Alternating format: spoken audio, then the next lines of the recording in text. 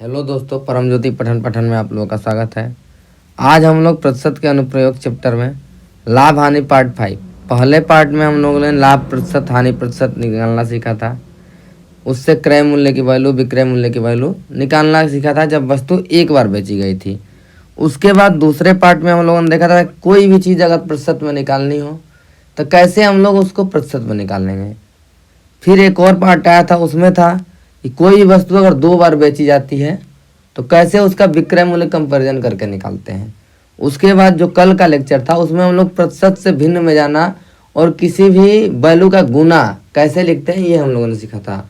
तो उसी का यूज करते हुए अगर क्वेश्चन में दशमलव में आ जाता है कोई परसेंटेज तो ये सब क्वेश्चन देख के हम लोग क्या करते हैं, छोड़ देते हैं। लेकिन इन सब क्वेश्चन में कुछ नहीं करना है। हम लोग जब प्रतिशत पढ़ रहे थे तब हम लोगों ने ऐसे क्वेश्चंस भी किए थे संख्या पे। तो वही क्या था, पहले की संख्या बढ़ जाती है कि कुछ परसेंट और बाद की संख्या कुछ आ जाती है। इसी में लाभ हानि में बस क्या होगा, क्रय मूल्य पहले कुछ था वो कुछ लाभ हो जाएगा तो बढ़ जाएगा तो विक्रय मूल्य बढ़ जाएगा, हानि होगा तो विक्रय मूल्य घट जाएगा। तो वही है बढ़ने घटने का कंसेप्ट। सेम क्वेश्चन रहता है लेकिन बस क्या है, प्रतिशत में लाभ हानि नहीं दिया रहता है और लाभ हानि में क्रय मूल्य और विक्रय मूल्य दिया रहता है। तो आइए ऐसे क्वेश्चंस को इजीली लगाना सीखते हैं। ये क्वेश्चन कठिन नहीं होते हैं लेकिन हम लोगों को लगते कठिन है। तो ठीक है, शुरू करते हैं वीडियो। तो जो पहला क्वेश्चन है, कह रहा है कि किसी संख्या में ठीक 16/2/3 जोड़ दिया जाए, यह जोड़ दिया जाए तो वह 49/42 बन जाती है। तो वास्तविक संख्या ज्ञात कीजिए। हम लोगों ने क्या कहा था, संख्या को माने ये क्या 100%, ये हम लोग बताए थे ना। फिर कहे थे कि ये 16/2/3% जोड़ दिया जाता है, यानी कि जोड़ने का मतलब क्या है, ये इतना बढ़ जाता है तो बाद वाली संख्या क्या हो जाएगी, ये है वास्तविक संख्या। वास्तविक इसको लिख देते हैं, इसको लिख देते हैं नई संख्या, मतलब जोड़ने के बाद जो बनी है। तो 100% थी, 16/2/3% बढ़ गई। तो 100 का जितना परसेंट निकालेंगे उतना ही आएगा, यानी 100 अगर थी संख्या, इसका 16/2/3% बढ़ गई। 100 का 16/2/3% कितना आएगा, 16/2/3 ही आएगा। और इसको 100 में जोड़ देंगे तो ये कितना आ जाएगी, 116/2/3%। ये हो जाएगी नई संख्या। इसको हम लोग कह सकते हैं कि ये जो नई संख्या है ये वास्तविक संख्या की 116/2/3 और बटा में 100 गुना हो गई। गुना में तो ऐसे ही लिखते हैं, परसेंटेज को भिन्न बदल देते हैं। तो बटा में 100 लिख दिए तो इतना गुना हो गई। अब ये क्यों होता है, क्योंकि अगर 100 ये संख्या है और ये 116/2/3 लिख दिए, 100 लिख दिए, तो 100 से 100 कट जाता है तो 116 आ जाता है। ठीक, इतना वैल्यू आ जाता है। इसीलिए हम लोग क्या कहते हैं कि ये पहले की संख्या से ये इतना गुना हो गई है। क्या, नई संख्या। किसकी गुना हो गई है, तो वास्तविक संख्या की। ठीक, इतना आ गया। तो 116/2/3% है, इसकी वैल्यू दी गई है कितना, 49/52। 116/2/3% की वैल्यू दी गई है 49 और 42। ठीक, अब निकालना किसकी है, वास्तविक संख्या, यानी 100% की वैल्यू निकालना है। तो 116/2/3 से 100% पे जाना मुश्किल है कि नहीं, मुश्किल है।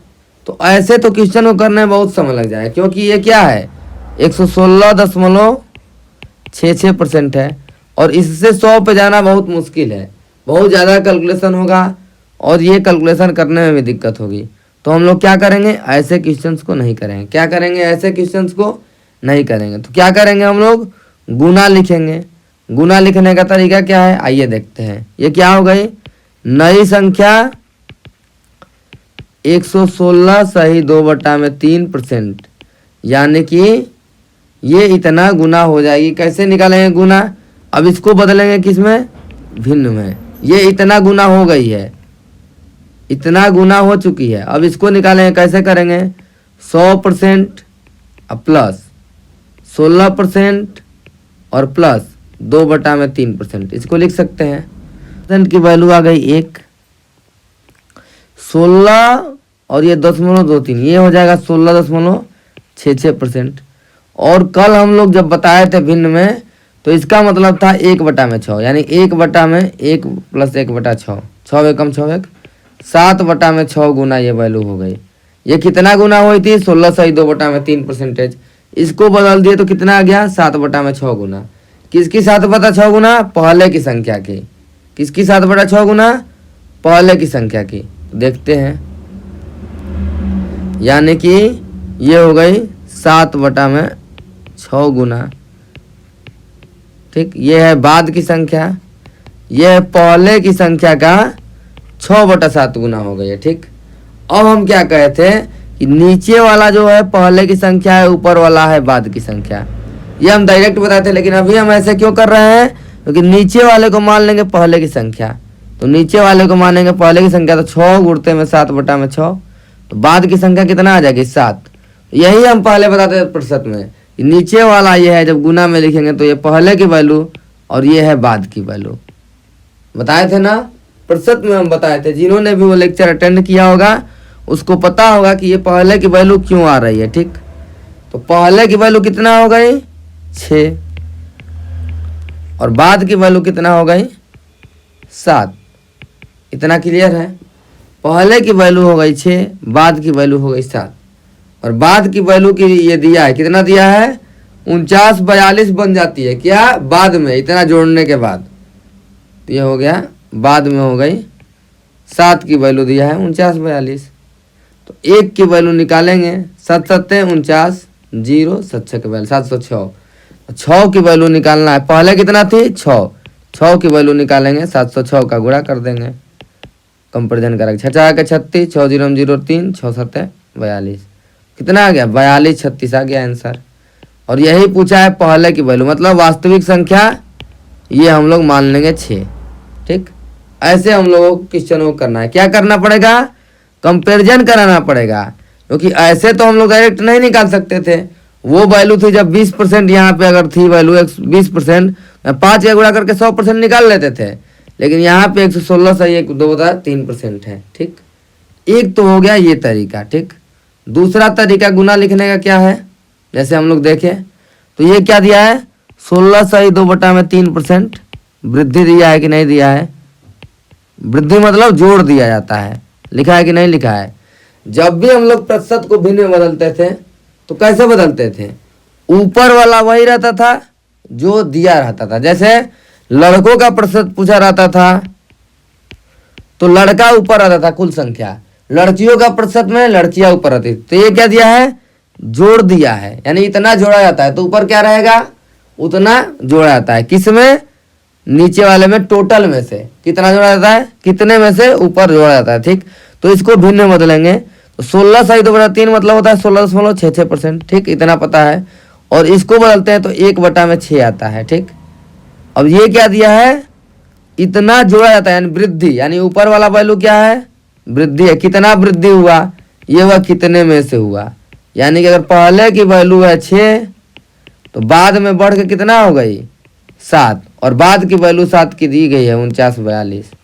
ठीक, 7 की वैल्यू दी गई है 49/42, तो 1 की वैल्यू आ जाएगी 706, तो 6 की वैल्यू आ जाएगी 706 का गुणा कर देंगे तो ये आ जाएगा 42/42, 6 के 36 आ जाएगा, 42 36। देखिए कितना इजी था क्वेश्चन। तो अब हम लोग क्या सीखे हैं कि अब जब भी गुना लिखना रहेगा तो हम लोग ऐसे लिखेंगे। कैसे? सीधा इसको लिखेंगे, अब जो दिया है क्वेश्चन में उसके हिसाब से करेंगे। अब देखिए वो क्वेश्चन था, सेम वही क्वेश्चन को हम, सेम वही क्वेश्चन है, क्वेश्चन नहीं बदला गया है। यहाँ पे क्या लिख दिया गया है? बाद वाले को क्या लिख दिया गया है? विक्रय मूल्य। और ये वो जो जोड़ा गया था यानी वृद्धि हुआ था, इसको लिख दिए हैं लाभ। हम क्या कहते थे कि वृद्धि वाला है लाभ। तो अब देखिए सेम वही चीज करेंगे। ये 16 से 2/3% है, इसको बदल देते हैं। 16 से 2/3% को लिखेंगे, 1/6 आएगा। ये क्या होता है? ये है लाभ। तो यानी कि ऊपर क्या रहेगा? लाभ प्रतिशत निकाले हैं तो ऊपर रहेगा कितना लाभ हुआ, और लाभ हमेशा होता है क्रय मूल्य पे, तो नीचे है क्रय मूल्य। तो क्रय मूल्य दे दिया, लाभ दे दिया, तो विक्रय मूल्य निकल जाएगा। तो विक्रय मूल्य क्या होगा? क्रय मूल्य से जब अधिक होता है तो लाभ होता है, तो क्रय मूल्य में ये लाभ जोड़ देंगे, यानी 6 + 1 7 आ गया विक्रय मूल्य, और 7 की वैल्यू दी गई है कितना 4942। देखिए सेम ऊपर वाला ही लग रहा है, तो 1 की वैल्यू आ जाएगी 706। और ये पूछा है क्रय मूल्य, क्रय मूल्य पूछा है तो 6 की वैल्यू निकालना है। 6 की वैल्यू हो जाएगी 706 गुणे 6, यानी क्या आ गया 42 और 36। कितना इजी था ये क्वेश्चन। लेकिन हम लोग क्या करते थे, ये सब देख के हम लोग घबरा जाएंगे। अब कोई कहेगा कि हम लोग ऐसे लगाते थे 100% वैल्यू थी क्रय मूल्य, बाद में होगा 116 10 सही 2/3%, या 116 सही 2/3%, इतना गुना हो गया। परसेंटेज को बटा में 100 गुना भी लिख सकते हैं, ठीक। तो इतना गुना को अगर इसको भी भिन्न बदलेंगे तो थोड़ा समय लगेगा। वही क्या हम करेंगे, 1 प्लस ये हो जाएगा 16.66%, तो इसको करेंगे 1 प्लस 1/6, तो ये भी आ जाएगा 7/6। लेकिन ये जो गुना आता है, तो गुना किसका आता है, ये आता है एसपी सीपी बराबर, ये क्या है एसपी है, ये क्या है एसपी का गुना। तो एसपी क्या है सीपी का गुना, तो ये क्या निकला है एसपी किसका गुना है सीपी का, तो सीपी गुणे 7/6 है ये, यानी कि सीपी अगर 6 है तो एसपी 7 है, ठीक। यानी सीपी को अगर 6 मानेंगे तो एसपी क्या आएगा 7 आएगा। जैसे ऊपर वाला में कर रहे थे वैसे ही करेंगे, या तो यहाँ से गुना लिख दीजिए, सबसे आसान क्या है इसी को सीधा लिखेंगे, ठीक। अगला क्वेश्चन देखते हैं और आप लोगों का कंसेप्ट बढ़िया होगा। 6.2% 3% हानि पर बेचने पर विक्रय मूल्य इतना है, ठीक। 6 सही 2/3% को लिखेंगे, 6 सही 2/3% को। इसका कल भिन्न लिखवाया था तो क्या था 1/15। अगर नहीं जिसको याद है वो क्या करेगा, इसको बदलेगा 36 18 2 20, 20/3% होगा।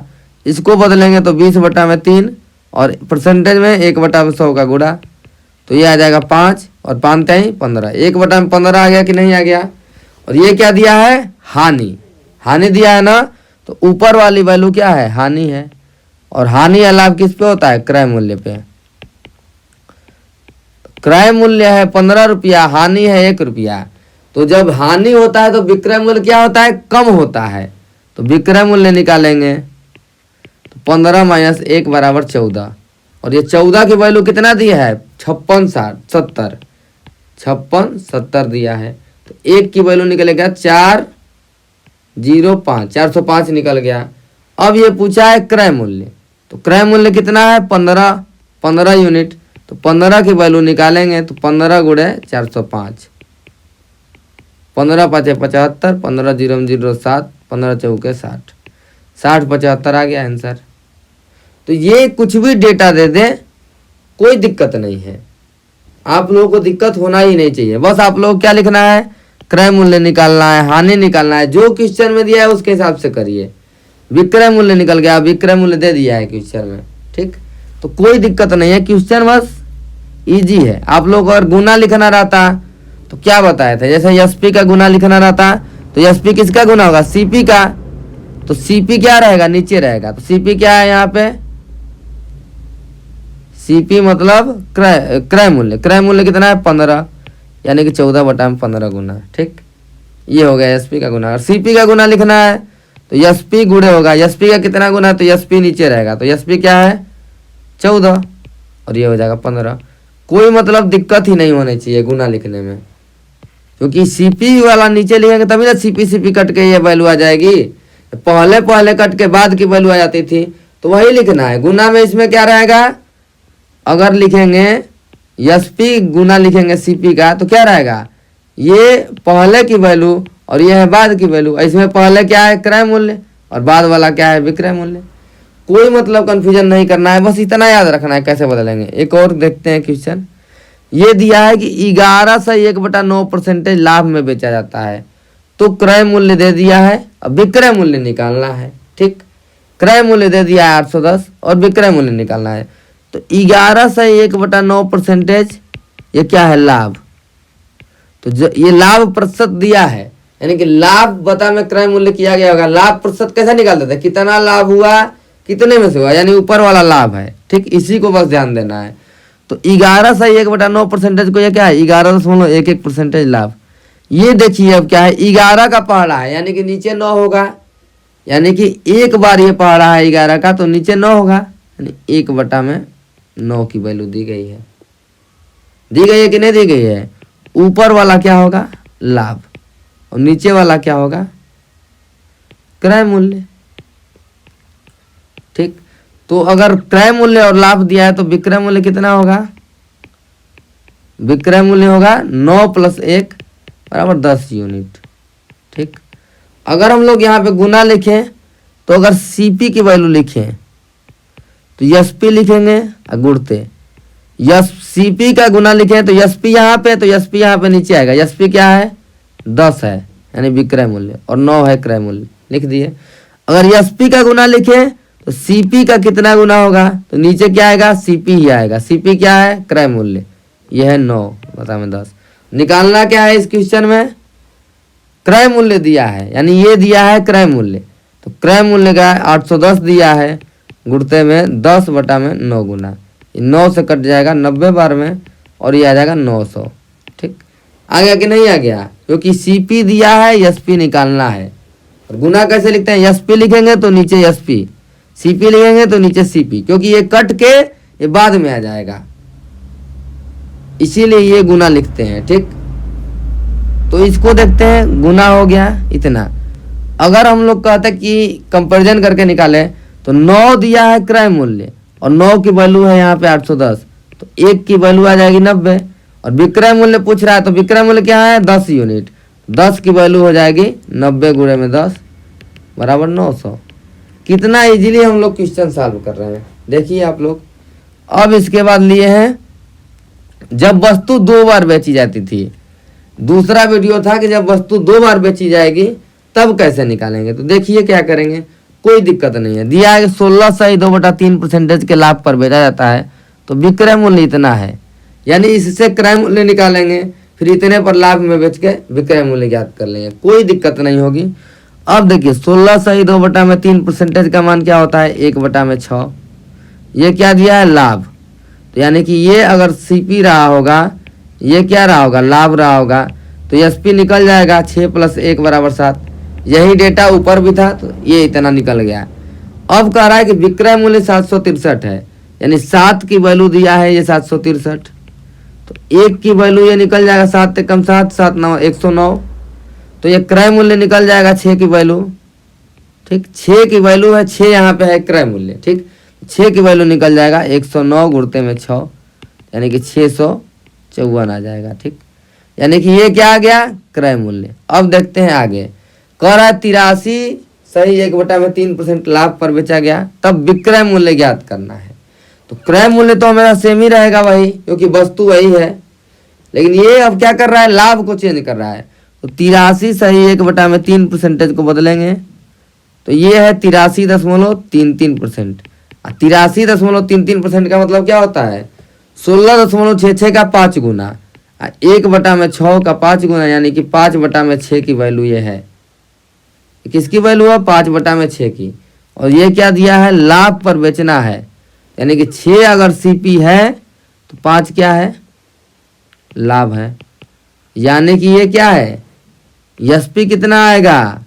सीपी में लाभ जोड़ देंगे तो 6 + 5 = 11 आएगा। तो 11 यूनिट है पूछ रहा है, 11 यूनिट की वैल्यू पूछ रहा है। और ये सीपी यहाँ पे कितना था? 6 यूनिट। यहाँ पे क्या है? सीपी 6 यूनिट, यानी कि बराबर है। ठीक, यानी कि यहाँ भी क्रय मूल्य क्या है? सेम है, यही ध्यान देना है। ये क्रय मूल्य क्या रहना चाहिए?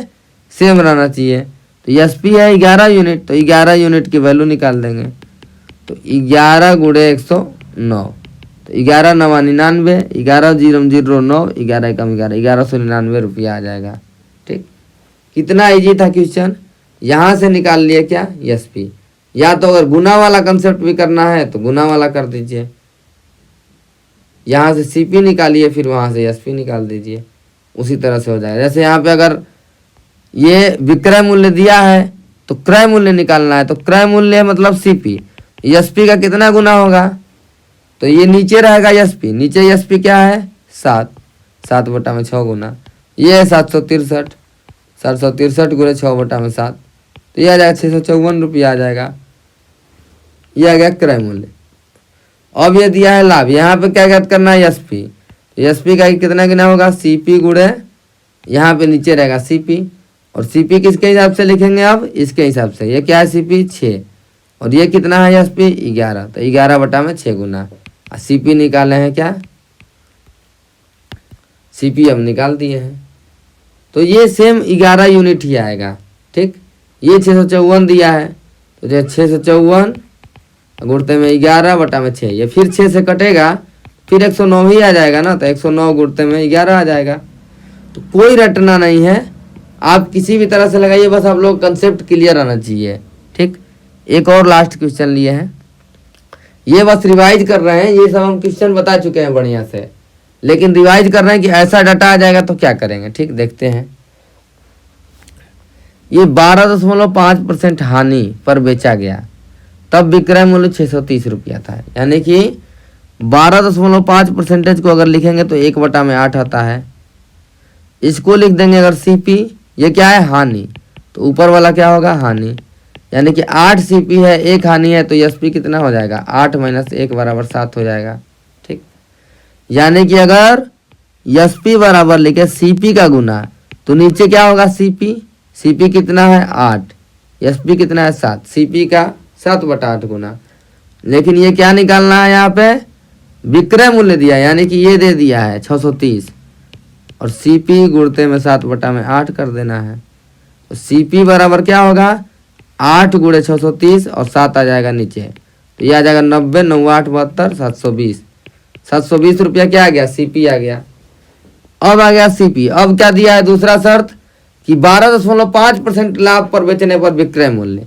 दूसरा शर्त, सेकेंड शर्त, 12.5% लाभ दिया है, तो ये क्या हो जाएगा, 1/8, यानी कि 8 सीपी है, लाभ है ऊपर वाला, तो एसपी क्या हो जाएगा, 8 + 1 = 9। हमको निकालना क्या है, विक्रय मूल्य। तो विक्रय मूल्य अगर लिखे एसपी बराबर, तो सीपी का कितना गुना होगा, ये नीचे वाला रहेगा सीपी, सीपी क्या है 8 और एसपी क्या है 9।